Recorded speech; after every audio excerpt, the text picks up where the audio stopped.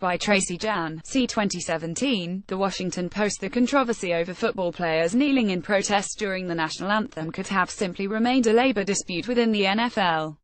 But then President Donald Trump tweeted that tax breaks should be revoked for a league that disrespects our anthem, flag and country. Those words, threatening government action to financially penalize the league, injected a new dimension into a roiling debate over race, police brutality and free speech that has gripped America's most successful sports business for more than a year. The National Football League is expected to decide this week whether to force players to stand for the national anthem. Legal experts say that football players, as employees of a private corporation, do not have First Amendment protections against the NFL and would not ordinarily be able to challenge that decision on free speech grounds. But Trump's intervention, through last week's tweet and its implied threat that the government would change tax laws to hurt the NFL, could provide the players with a stronger legal basis for a free speech challenge against the United States, some legal scholars said. Left unchecked, Trump as president could financially compel any number of companies and private entities to do exactly what he wants, they said. The biggest wild card of all here is the president's tweets, said Mark Edelman, who teaches sports law at Baruch College in New York. The NFL didn't publicly voice opposition until baited into doing so and being threatened with financial sanctions by the President of the United States. The Players' Union has not decided whether it will challenge the NFL, if the league determines at a team owners' meeting that starts Tuesday to require all players to stand for the anthem. But the American Civil Liberties Union told The Washington Post that it stands ready to defend, in principle, the rights of players to express themselves and to challenge Trump's unconstitutional efforts to bully the NFL into complying with his view of what is politically correct. If the NFL acts because of Trump's threat to punish the league, players could legitimately claim their First Amendment rights have been violated, said David Cole, the ACLU's national legal director.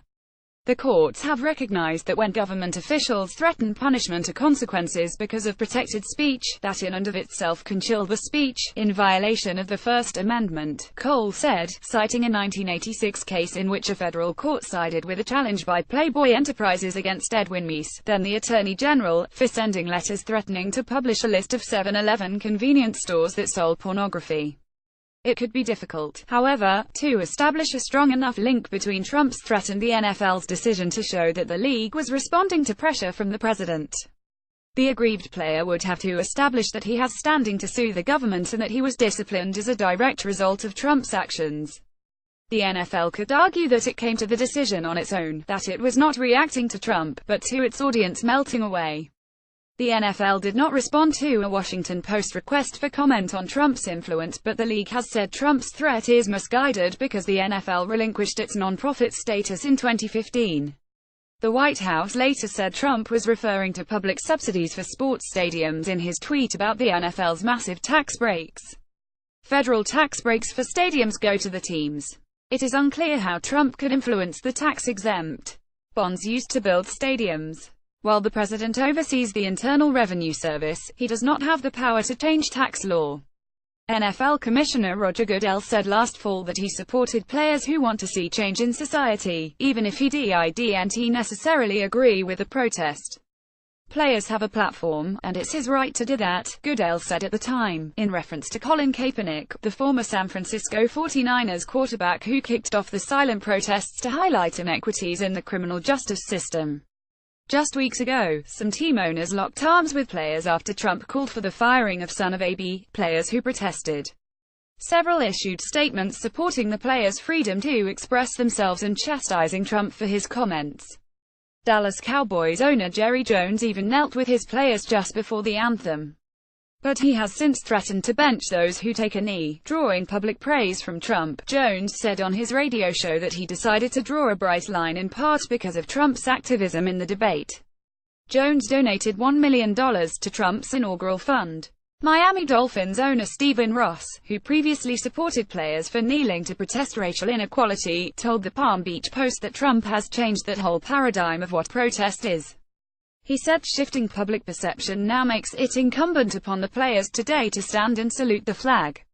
Hours after Trump's tweet referring to tax breaks, Goodell sent a letter to the 32 team owners asking that they support a plan to ensure the players stand during the anthem to honor our flag and our country.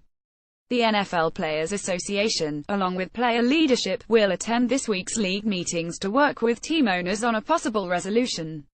The association did not respond to requests for comment about possible legal actions if the owners force players to stand. The union could challenge a ban on anthem protest as a possible violation of its collective bargaining agreement, according to one person on the players' side who spoke on the condition of anonymity because the owners have not reached a decision. Trump's pressure tactics also might pave the way for a First Amendment challenge, the person said. In a conference call with reporters Friday, Joe Lockhart, an NFL spokesman, did not respond to a question about whether the league believes team owners would be on sound legal footing if they require players to stand. Lockhart said the NFL does not yet have a firm proposal to require players to stand. "It's something we've been working on with the players now for months," he said.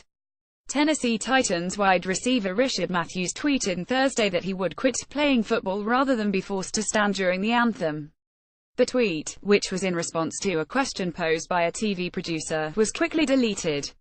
Matthews, whose father is a Marine and whose brother died in Afghanistan in 2015, has stayed off the field during the anthem. Trump's tweets calling for boycotts and firings alone are not a direct threat to workers' free speech rights, legal experts say. But because he is president, a tweet storm criticizing a company carries more weight and could harm a business bottom line. The fact this is happening strengthens the argument that a private entity's action following something Trump suggests should be deemed state action and consequently could trigger constitutional protections, said Jeremy Duru, a professor of sports law at American University.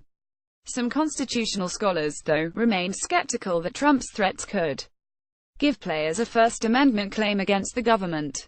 "It takes more than a mere threat for a presidential statement to become state action," said Alan Dershowitz of Harvard Law School. "I can imagine a case where the president's statements constitute a deterrent, but it would be a real stretch." Dershowitz said to go down this path would pose a dangerous precedent for freedom of expression. It would place constraints on the ability of the president to have a bully pulpit, whether he were a Democrat or a Republican. NFL players are contract workers who are also covered by a collective bargaining agreement that does not explicitly dictate that players must stand during the anthem. But the contract does stipulate that players could be terminated for engaging in personal conduct reasonably judged by club to adversely affect or reflect on club. The NFL players have sacrificed a lot of their First Amendment rights, given the broad language the players agreed to, said Brad Snyder, a Georgetown law professor who teaches constitutional law and sports law. A local union filed a complaint last week with the National Labor Relations Board over Jones' anthem edict for the Cowboys.